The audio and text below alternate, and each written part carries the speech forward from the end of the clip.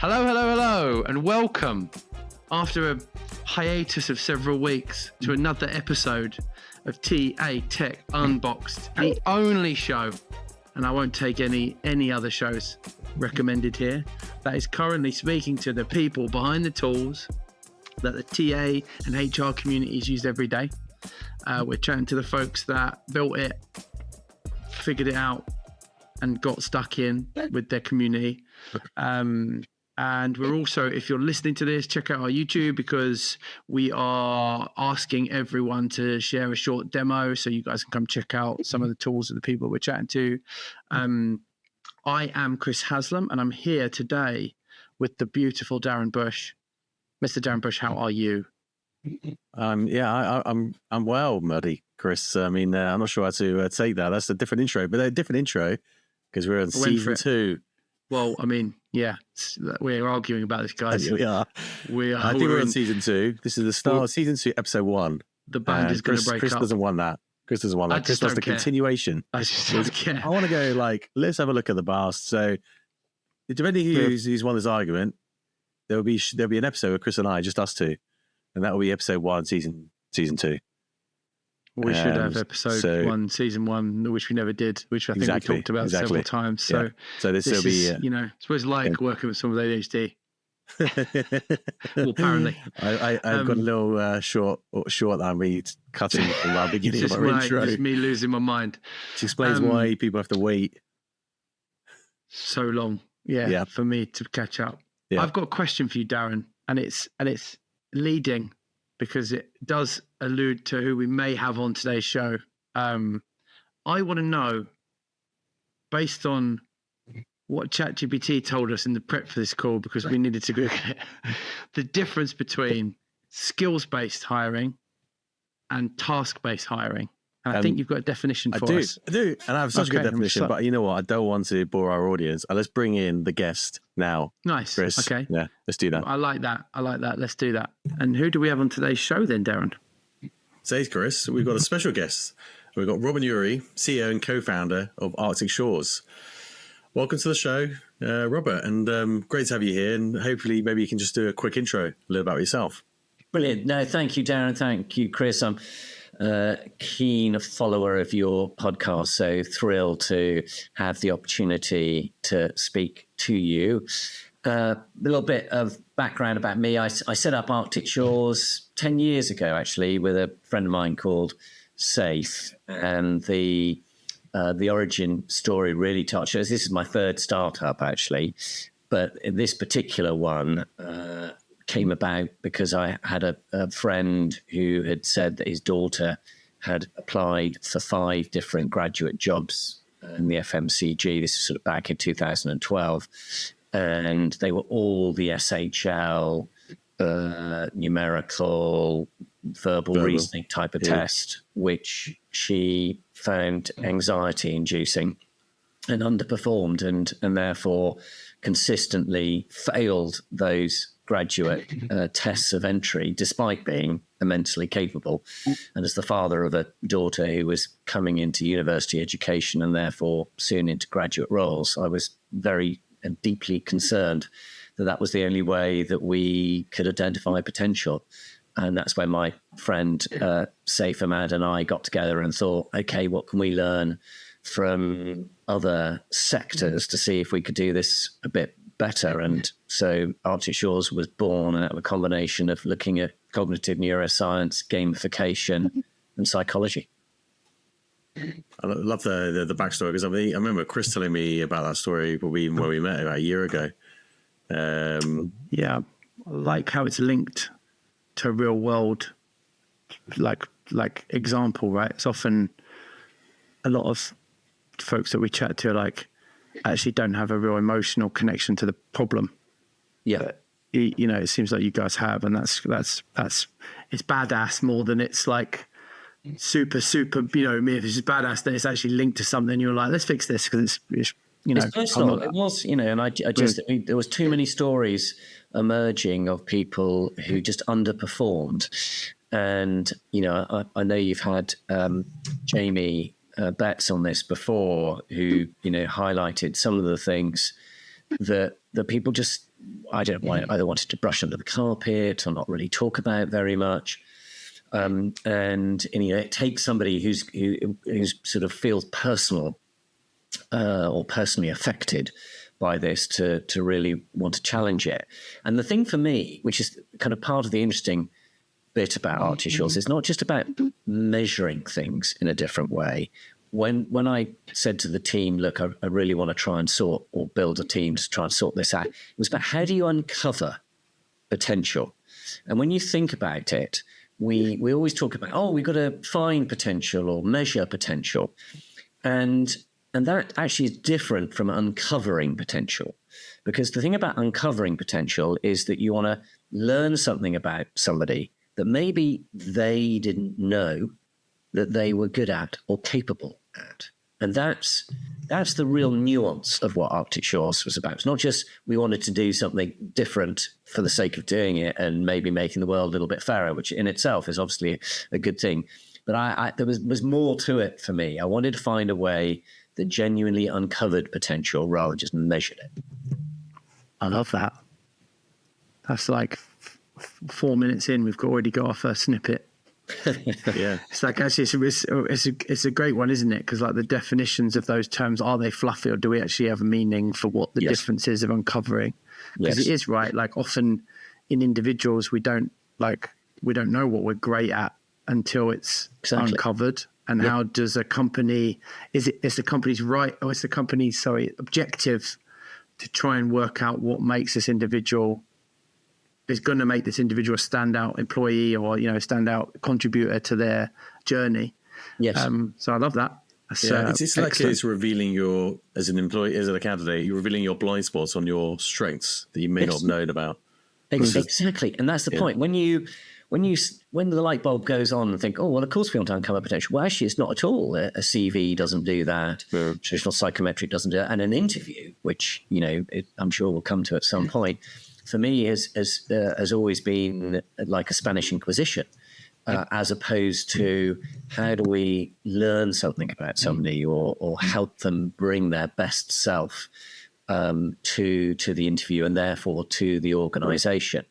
And once you start thinking it through that slightly different lens about uncovering something, then actually it changes quite a lot of how we manage, perceive, organise, set up the recruitment process. I don't think we've got long enough to unpack this, but this is going to be a good one. I already know that. I was going to say, I wish I hadn't flicked the timer on. I wish I hadn't flicked the timer on already. But I have, so it means we're on the clock. And I love it, Robert. It's excellent. I know we've got some questions that we want to fire at you to start unpacking a little bit as to kind of what you guys want to do. So, Darren, do you want to fire? I mean, so you're coming from as well from the outside. You've been involved in this industry. You've been there, so you're coming with fresh eyes. What else has surprised you about the recruitment talent acquisition industry? Yeah, so a number of interesting things. One of the first things, because Saif, my co-founder, we were very interested in gamification. That was big in learning at the time, and people were starting to pull out some research about the way that people learn can tell you something about them. But the thing about gamification is that it was very candidate user centric in terms of thinking about the experience of the user. So when we were designing the first iteration of the Arctic Shores assessment, the first thing that I said we've got to do as a piece of output is give everybody feedback, because there was you'd be surprised, but 2012, not a single assessment provider gave any candidate feedback unless you were prepared to pay £5,000 to get trained up as a certified feedback giver in SHL or whatever else that was out there at the time. And it had to be done one-on-one, and you had to be at an executive level because that was the only level that somebody felt that the investment in paying to be certified could be justified. But if you were the average volume punter, you got no feedback whatsoever. And And when I asked the question, well, why aren't we giving feedback? Why can't we just give feedback out? Oh no, Robert, the language is hugely complicated. You're using words that people may not understand or misinterpret, and it requires an expert to be able to interpret that information and explain it in the right way. And I dug again into it. And this is the nature of an entrepreneur. You go, well, why? And, please explain to me why you can't make the language easier to understand. Why can't we use normal language? And then they started to stumble and stutter. And then okay, I'm onto something here. There is no real reason why we can't give candidate feedback, because actually we just need to use it in proper language, frame it in a way that helps them understand, and the way that you can interpret and use the feedback. And that was the first thing that we did, was create a candidate feedback report that automatically went out to every candidate to say, this is what we learned from you, from the way that you completed our assessment, and here are your personality strengths. Here are some of the areas that you might want to think about developing. And that just became standard. And then everybody copied it afterwards, because they thought, oh, this is brilliant. And Arctic Shores have paved the way for making it simple. But that surprised me, that the whole industry was very much, we work for the employer who pays us, not for the candidate. And it was the first start of what we talk about now, candidate experience. There's nobody who wouldn't, say, oh, candidate experience is one of the top priorities for any kind of recruitment process. Back in 2012, nobody talked about it. Right. And I think, if you hadn't come in from the outside, you would have just thought, oh, okay, no, that's, you have to be paid and certified, and that's what everybody accepted at the time.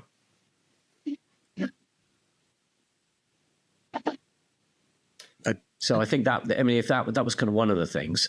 Then one of the other things, on a positive note, was I learned the difference in the world between social science and data science. Now, why that's really important is that if you come from the IT world, you're very much driven by data science. So, if something requires an algorithm and you can match X with Y, and that there's a correlation between those two things, then great. The maths has spoken, and the maths must be right. The thing about social science, which is where psychology comes from, is that while the maths may be correct, that doesn't necessarily mean the impact on society is fair. And so the world of social science and psychology requires you to say, okay, I want to find a way of matching candidates with a profile of what good looks like. But rather than just saying, oh, I've got a bunch of data here, and therefore I've got an output that gives me this number, it says, but hang on, have you checked that in terms of are men and women equally scored on that? How does that look for people from different demographics?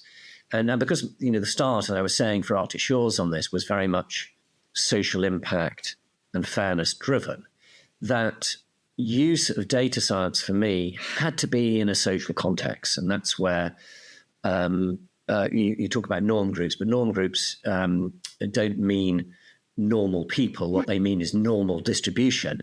And you want to make sure that you have a normal distribution of people against which you are comparing every candidate for an individual difference.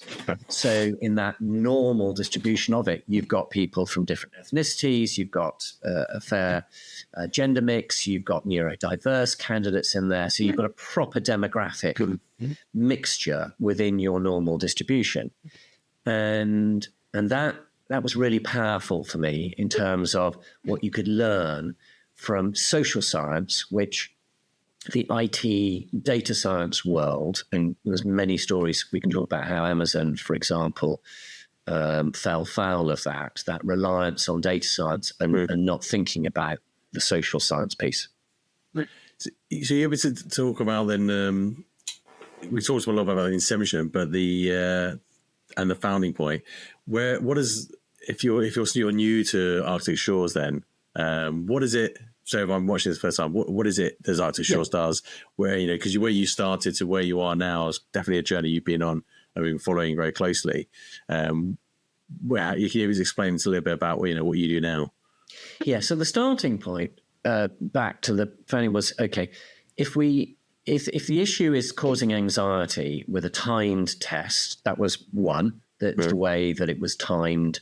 The style of the way that they asked questions was off-putting for some people. Then the other thing for us in terms of uncovering potential, if you ask somebody a question and they've been so, for example, if I asked you, Darren, how resilient are you? Now, you may have had people that have said to you, Darren, you're one of the most resilient people I've come across. And so you've had good feedback, and when the situation gets really tough, that you will step up to the plate, and you've had feedback on that. Yeah. But what happens if you're resilient and you didn't know it? You'd come from a challenging background, and all you knew was that life was really hard and that you just found a way of surviving. But nobody had told you that is absolutely what resilience is about. So when you get that question, however they form it, in a question-based approach, is this more like me or less like me? And you've not had the feedback, or the context of which you measure yourself is different from the way that most other people. Yeah, you're taking it out of isolation, aren't you? You just take the word resilience and just saying, that's it. Yeah. And then you've got all sorts of self-report bias, which is you ask somebody they're resilient. Well, of course I'm resilient. We're in an interview, or I'm in a question for a job. I'm going to say that. But am I the most resilient of my not very resilient friends? Where's my comparison group? Yeah. I was going to say, and also, what's the definition of resilient to the business at that one moment in time? Because it's not the same as what my resilient is. No, well, exactly. You might be thinking from a sports context, or you might be considering it from a personal context or a bereavement context, or there's many different contexts in there. So you've got to you've got to be much clearer about, okay, what's the context of this, and then actually, my fundamental belief was there are some things when uncovering potential that we need to get people to do a task. So this was where the gamification and Arctic Shores thinking started around this. Can we come up with a bunch of tasks rather than questions to push this mission of uncovering potential forward? And that's when we turned to the world of cognitive neuroscience, how the brain works. There was loads of really good studies about if you get people to do these tasks, you can understand about their risk propensity, or their problem-solving capability, or their curiosity, or their learning agility. There was loads of really good research in there. But the psychology world was all a bit snooty about the neuroscience world, and the neuroscience world was a bit snooty about the psychology world. And never the twain shall meet in terms of, actually, could we learn something from each other?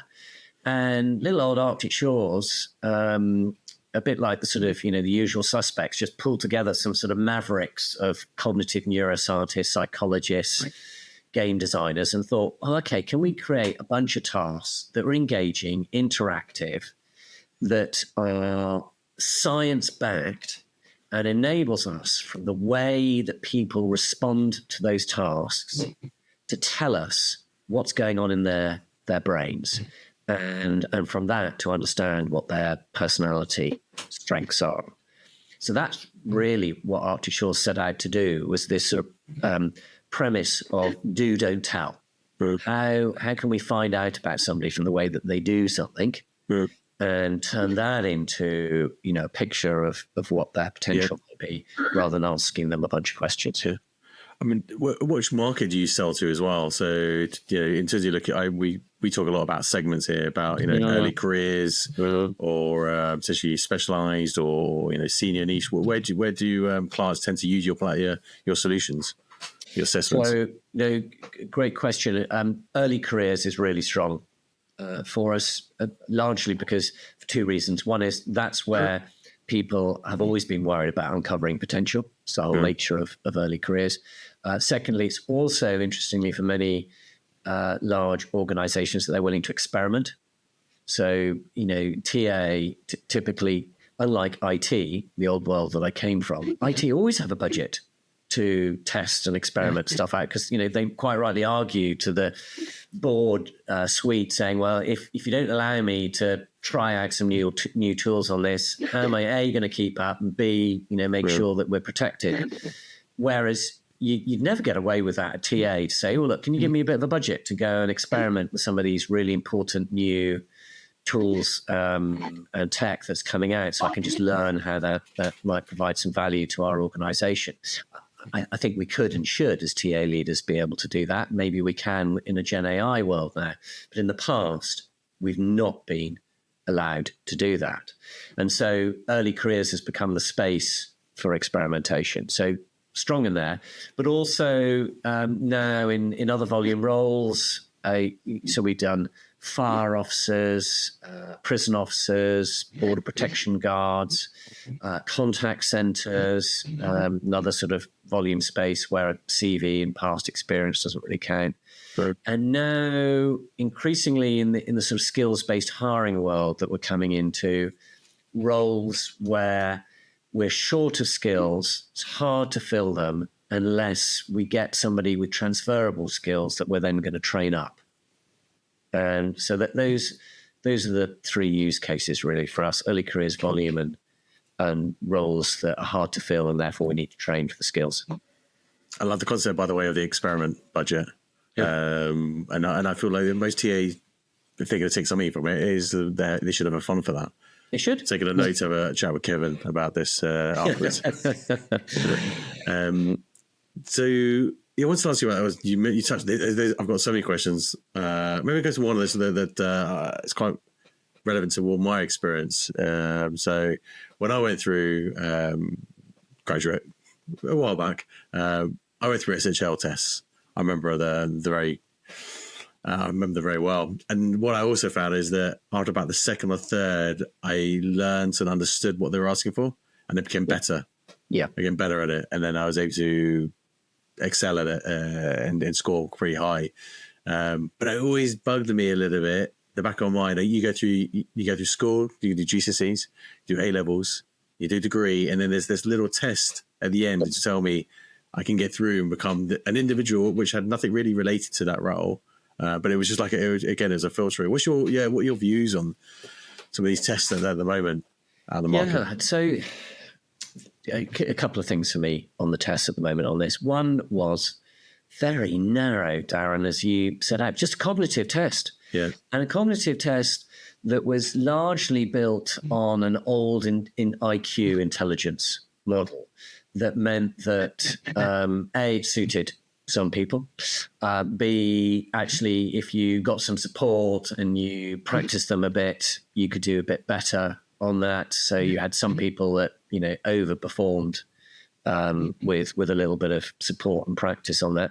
But for me, very, very narrow measure of intelligence. We in Arctic Shores now, we talk about workplace intelligence as a difference from in IQ or intelligence quota, as it stands for, which tend to be sort of quite an academic. There's nothing wrong with it, but it tends to be rather academically focused.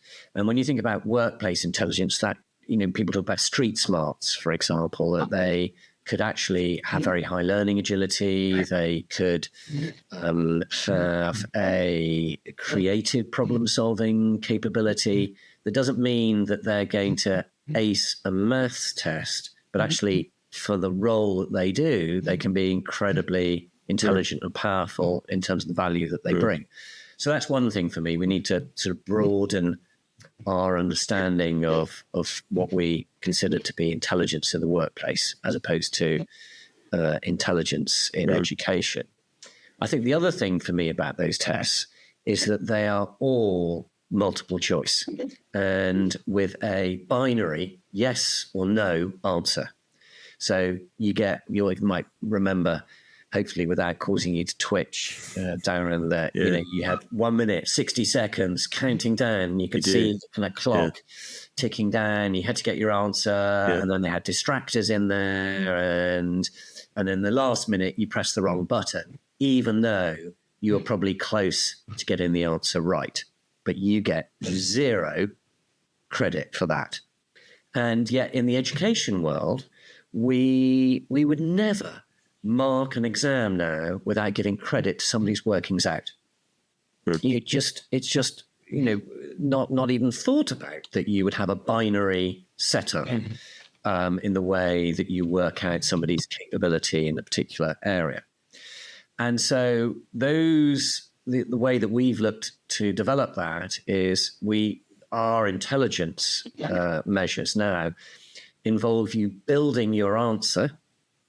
And even if you got 80% for the class, and in our case, the clock counts up, not down. It's less stress inducing, interestingly enough, for the brain to see a clock counting up rather than down. But even if you didn't get the answer completely right by the time that the clock got to its point, then we are still able to give you a partial score if you got 80% of it right, or 70% or whatever it was. And what we found in our studies was that 20% of the people that were typically below what the threshold was for acceptance to some of these knowledge roles would actually, with partial credit, have been above the threshold. Sure. And typically those people are lower socioeconomic background, or women who've been challenged by the style of the old type of test and this sort of binary type of approach to it. So that for us was a sort of big step forward. Give people credit for their workings out. And when you do, you actually find, the results really support a DE&I mission.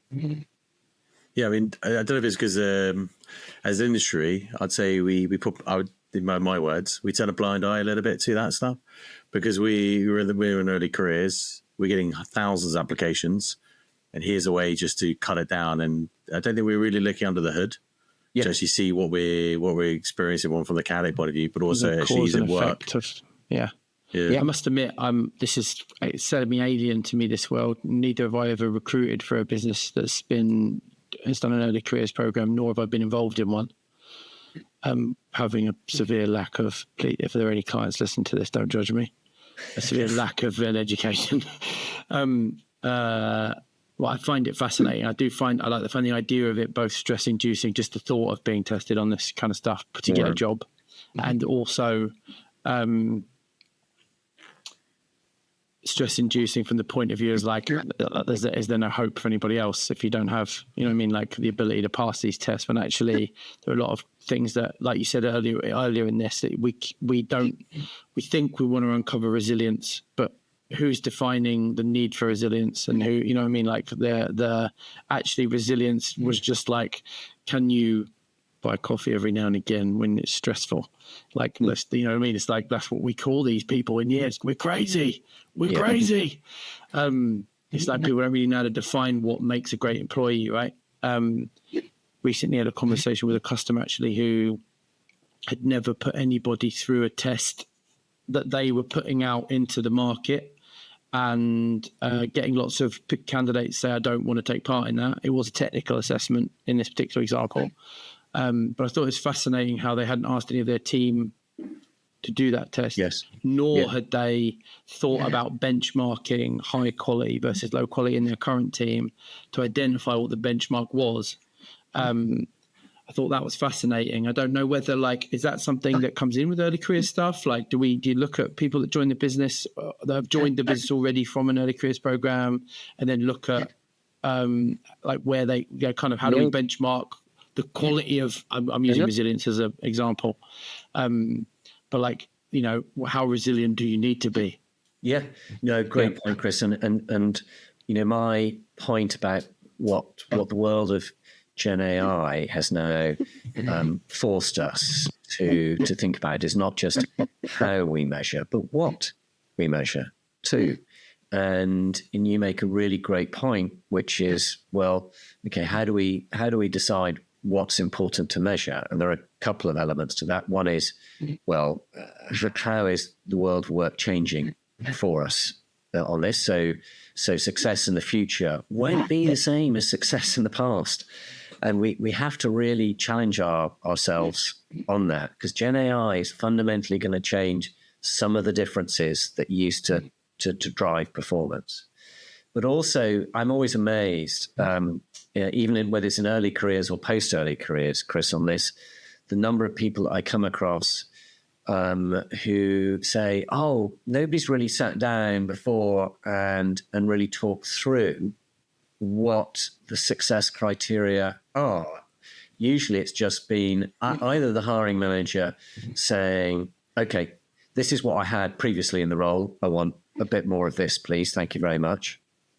Or it's a job description that existed since the ARC and they dusted off and said, oh, I think this is what was used last time. Good luck, TA. Go and see if you can, improve that and put some magic dust on it. And as opposed to, okay, well, let's use this as an opportunity to have a conversation, either with the TA team or bring in a subject matter expert like an occupational psychologist who I think are much undervalued in terms of the brilliance that they can provide in asking the right questions and digging down to find out what we should be measuring. Super tough for my view comes from really early stage businesses where of course I would assume, Darren, you guys at Ericsson have done a bit of work on this stuff or constantly are battling with the idea of like bringing in psychologists to look at things and improve. I know you've been working on early careers programs and trying to improve stuff. But like for businesses, and I feel like this is super strange, isn't it? Because I feel like the earlier the stage, the more impact it has on growth. Yeah, it's so difficult for these smaller companies to like get access to like occupational psychologists in terms of like the cost of it, or even programs that they can put folks through or testing. They just literally they build their business until it breaks, and then they have to go back and fix everything. And it seems to be a really common pattern with building businesses.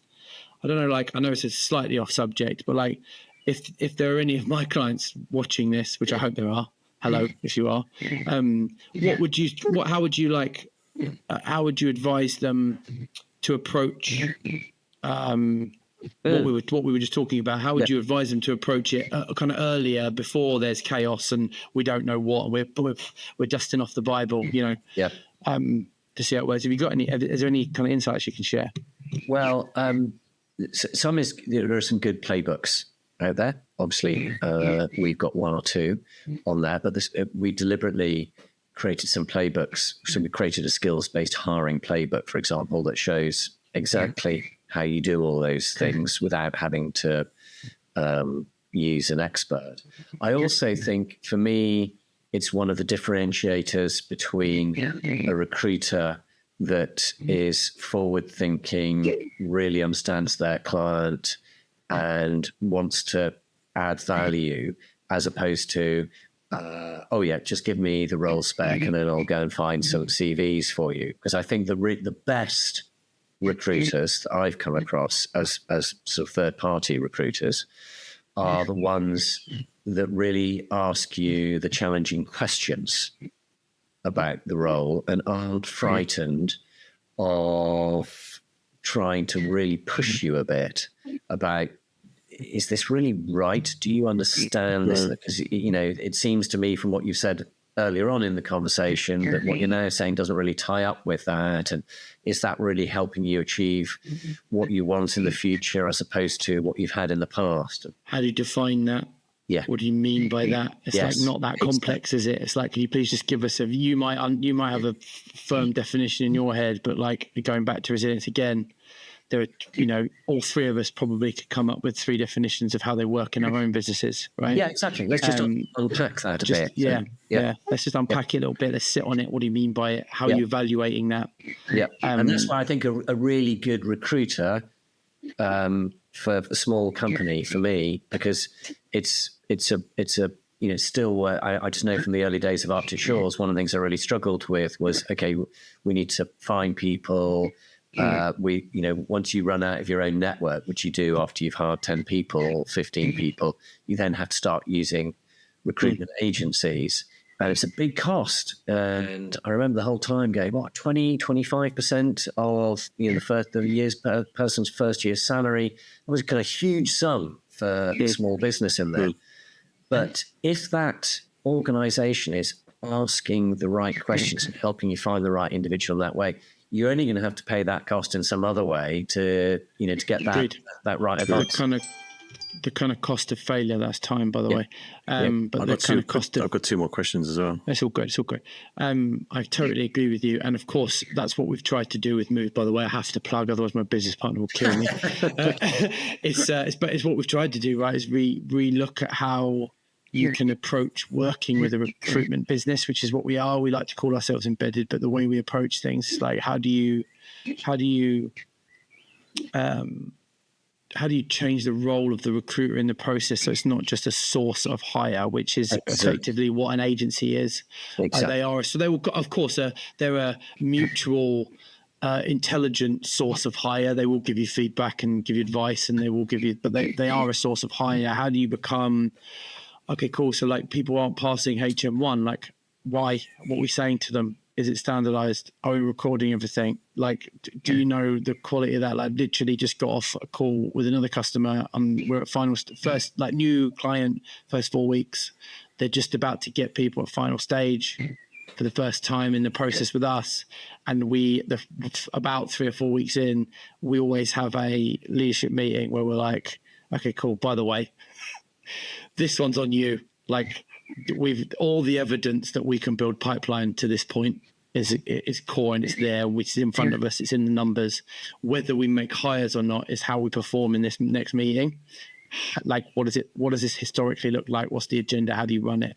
Like those kind of things I'm finding and I'm an agency recruiter by trade. Before I did a short stint internal, I'm not like a seasoned internal person until 7 years of embedded. I really noticed that significant difference from being a source to being like the custodian of a process where you are trying to define quality. And I know everyone's looking for speed constantly, right? But really, we want to get the right person in the business, and the right person in the right seat to use EOS. My one challenge to you on, Chris, and so I think that's absolutely right. My one challenge to you on that, and it's not necessarily specific to you, but I think it is challenge to the recruitment sector on this, is how do we source and value transferable skills? Now, that's not just a challenge for you, but it's a challenge for your clients too, because one of the things when they say, "Oh, I'd like a head of sales or something," and then you said, "Oh yeah, they've got to have experience in HR tech or whatever it might be," as selling the thing that we sell. Exactly. As opposed to, here's somebody actually who managed customers to tell stories really, really well, and although hasn't been a head of sales, but is a brilliant storyteller. And actually, from my understanding of what you want, is you want a storyteller as opposed to a hard, so every single month hit the numbers piece. Then that opens up, a different angle and perspective. And I think that's one of the biggest challenges is supporting that transferable skill piece. I think, and I do want to move on, Darren, I know you've got 2 questions. Just to answer that a little bit, I think a lot of the problems for that come with normally a recruiter is only meeting one person in the process. And I think that's a challenge, because often what happens is you might meet me because I'm the commercial officer, and then you meet somebody else downstream, but there's been no sync on, we want the storyteller. We've over-indexed on something. Maybe I said I want a storyteller because we don't need another me. We need another storyteller. And then we get down the process and 5 other people going, why are we interviewing this guy? It's like he's or lady. Why he's not been done? He's not done anything in this space. And I agree with you on that. I think there's a lack of commitment from businesses to want to bring all those stakeholders in at the top, and understanding why intake is the most important part. It's literally going to waste everyone's time if we don't get this right at the beginning. Don't go to market, slow everything down until we nail this bit. Again, the benchmarking of the team currently, if it's a role we've already hired before, what does good look like? How do we qualify against those core skills and values and competencies that we want? And then we go to market, because then it's just source of hire. Oh, then we are just looking for a source of hire, aren't we? I mean, that doesn't matter. Yes. If you want to go fast, let's go fast. Let's get a recruitment agency in. We've done the bit to identify at speed what good looks like for us and what will fit in and how they will blossom here. I'm going to move on from this subject because I can see Darren checking his clock. And I'm concerned about me waffling. There was a couple of questions, Dan. Yeah, I had a couple of questions. Thanks for that, Chris. And I'll just go with the second one first. You said at the top of the interview about interviewing, the problems with interviewing. I don't know if you want to elaborate about that. That's because when we look at the different validity of the assessment or selection criteria to see whether someone is actually a right fit for the role, is able to do the role. Structured interviews has always come up quite high. I believe that most people have unstructured interviews anyway, so we're not doing that. But yeah, it'd be great to hear from you about the problem with interviewing. Yeah, so everybody agrees around structured interview. Great. What do we actually mean by a structured interview? And what we mean by a structured interview is twofold. One is it consistent? And then secondly, are we asking the questions that we should be asking? And that is obviously a broad term. But the bit that I think you do the structured interview, and then at the moment what happens is somebody goes, yep, I've got a structure to it, which is I've got the CV in front of me here. I'm going to ask them about their experience. I'm going to ask them 2 or 3 challenging questions about things that they found difficult and how did they resolve them. And it's very much a sort of Spanish Inquisition based on the CV. So in their minds, it's structured. In my mind, it is flawed in so many ways, even though it's structured. One is it's based on the CV. And there's so much evidence. My big campaign and mantra is scrap the CV. I don't see any value now in the CV as being your starting point. There's nothing wrong with experience, and scrapping the CV doesn't mean I don't care about experience. Some people have accused me of, and I do care about experience. I just don't think the way that's set out in the CV has any relevance in the modern world that we're in now. And so the interview for me, it needs to be twofold. One is it needs to build on the information that you had prior to then. So what have we learned about the person? If we've done a psychometric, where are their strengths? Where are their development areas? Let me think about that before that comes in. Then how do I structure the interview in a way that is enabling transferable skills to come across here rather than just experience? So it has to sort of build on the process.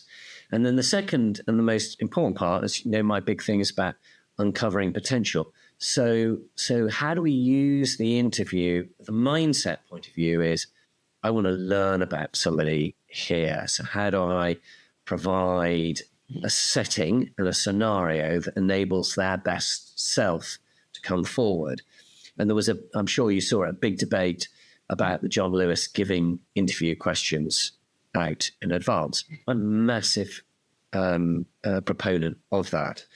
Now, where I think the subtlety of where people didn't really understand what John Lewis were doing around this is that giving the interview questions out doesn't mean giving every single question that you might ever possibly ask them in advance so they can prepare it and rote learn it. No. What it means is here are the key themes that I'm going to talk to you about based on things that I've learned about you from your application to date, how they might apply, how you might apply some of your transferable skills, capabilities to the role.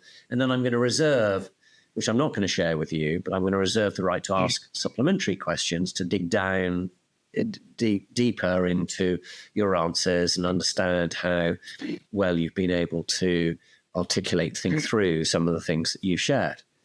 I think that's a great approach, and the whole philosophy of that is I'm trying to uncover it rather than to interrogate. I feel too much in our mindset is that the interview is a Spanish Inquisition to try and catch somebody out rather than how do we bring the best? Totally agree. I do. I really do think that's the like most folks approach interviewing in that particular sense, don't they? I don't know about you, Darren. Yeah, no. I'm definitely agree with that. I think, if my opinion about sharing the questions in advance is just purely a personal opinion. It's not built on business or logic or anything like that. It's just more of a. It wasn't done on my day, so it's why would they do that? But you got to step back and go. If everyone gets the questions, then you're making it as fair as possible. As you said about the John Lewis example, they still have the right to ask you additional follow-up questions as well.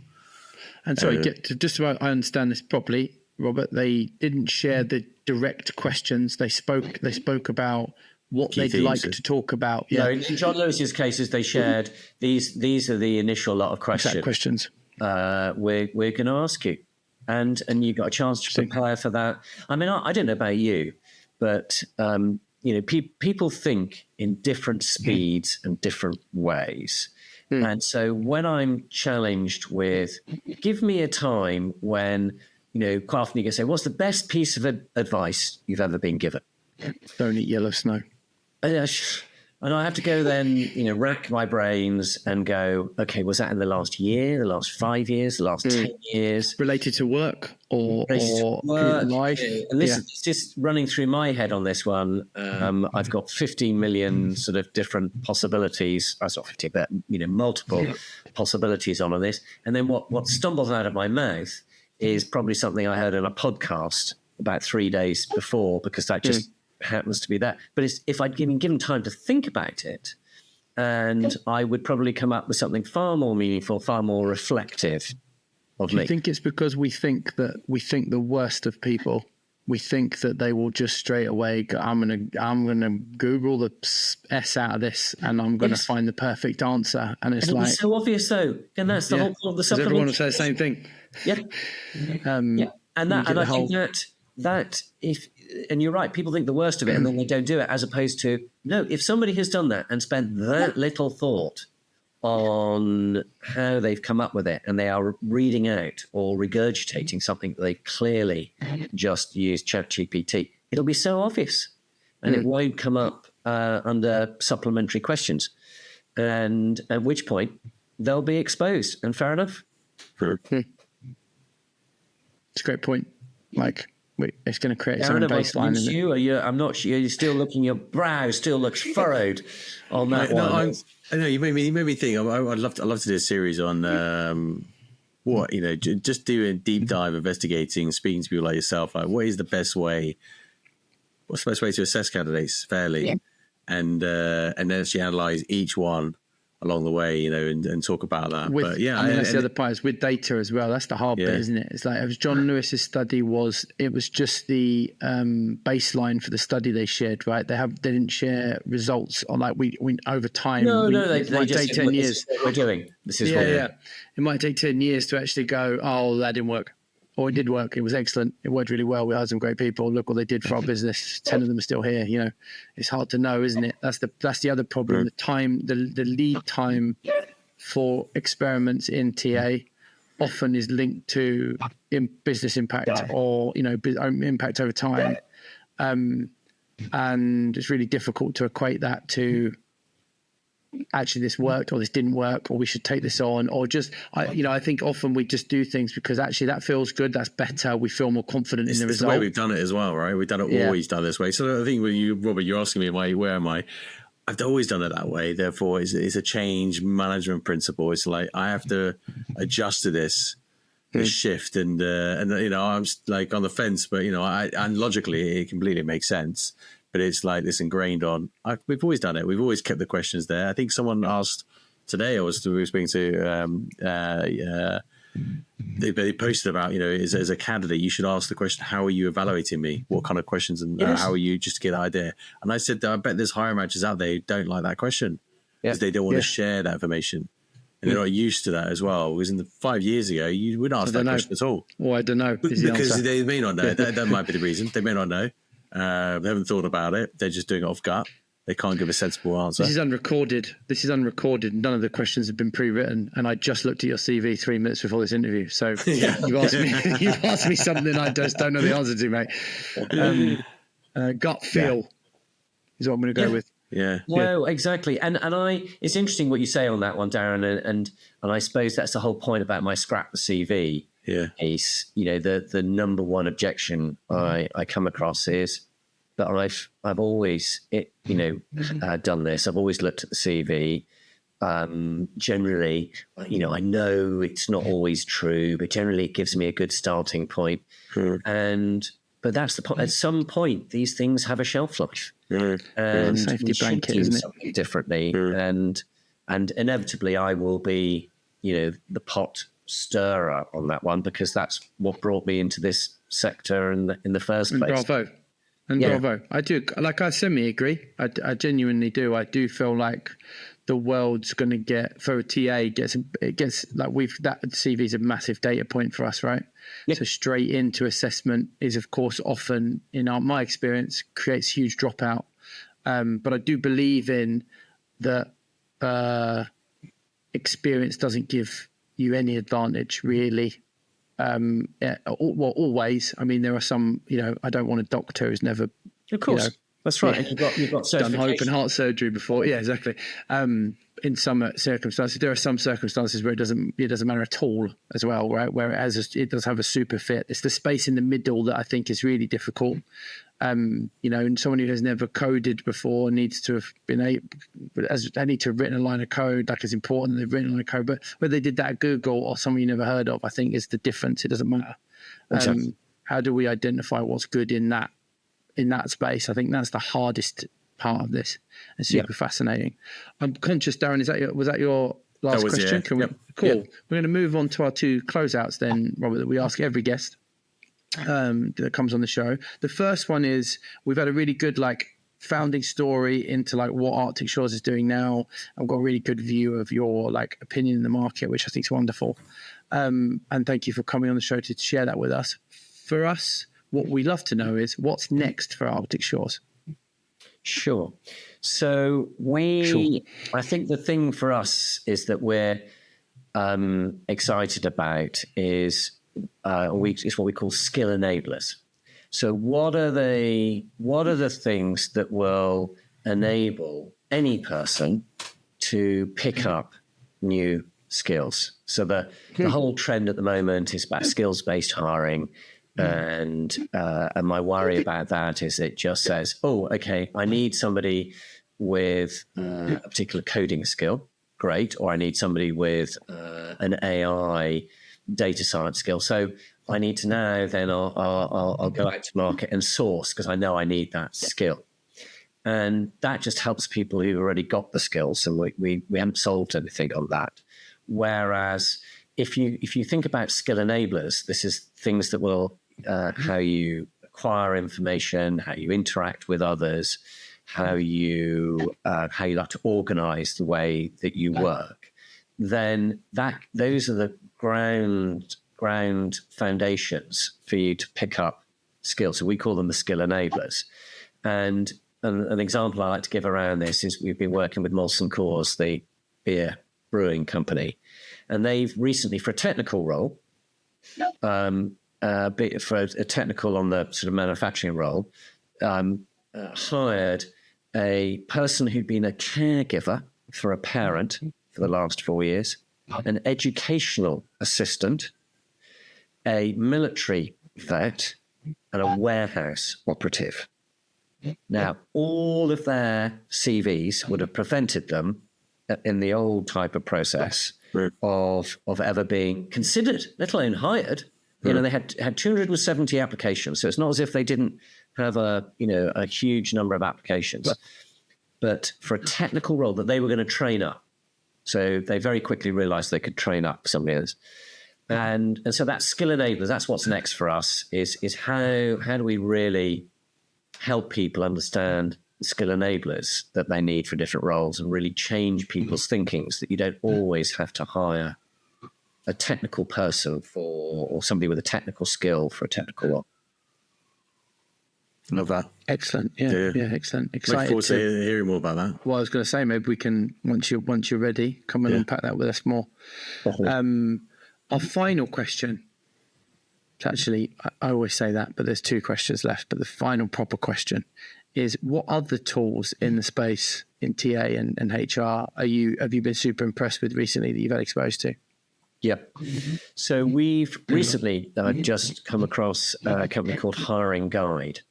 And it comes back to the conversation that we were having about the interview. And then that had, for a long time had troubled me as to how do we make that interview process more consistent, more reliable, more configurable to be really linked to the role.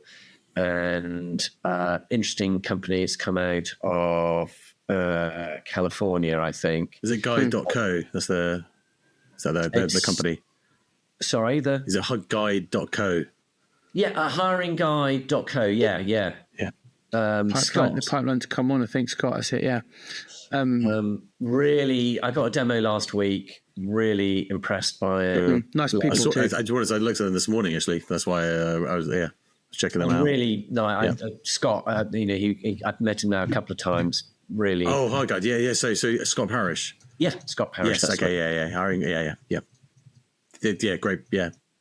Very good product. So that's the one that's been, and particularly because it just is in my radar of that's an area that I think we can do better on. Yeah. Excellent. Thanks for sharing. The final question is, how can folks reach out to chat to you, Robert, or get demos of Arctic Shores? How would you prefer people that have watched the show to reach out to you? LinkedIn, please. I'm a massive user, fan of LinkedIn. You can see my profile up there. I don't know about you, but I've got this sort of book an appointment thing in there. I've never quite worked out whether... If anyone's ever booked one. Exactly. Somebody did try it the other day and I got some funny message on it. But it did get through to me. Nice. But anyway, LinkedIn connections. That's the best way to do it, though. Book an appointment through your profile on LinkedIn. Excellent. Well, it's been wonderful having you on. Last thing, should we also plug your podcast as well, Robert? Oh, of course. Yeah. Yes. Thank you. So we have, I do, and I'm sure at some point we'll work out how to reciprocate this. So and we'll have to think about how we play, a different angle on it. But I have created something called the team created something called TA Disruptors. And it is where I get to speak. Actually, interestingly, different like you, I get to speak to lots of different people in this. It's not about Arctic Shores clients or stories. It's as much about talking to thought leaders on things like AI, skills-based hiring, all TA practitioners. Yeah, the last one on Ben Williams, it was really good. Oh, thank you. Yeah, no, I've known Ben for a long time, and he's a lovely, lovely man who has always been a big supporter of the way that Arctic Shores has been trying to sort of change up the marketplace. But thank you for that.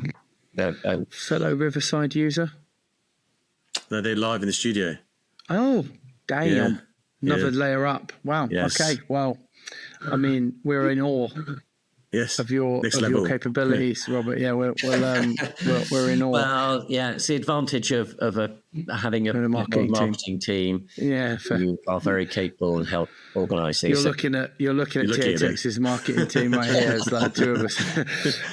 Well, again, that brings us to the end of the show, guys. And Robert, thank you so much for joining us. It's been so much fun. It's been excellent to get to know you, and it's also been even better to unpack your kind of view on the TA landscape and hiring in general. So thank you so much for coming on.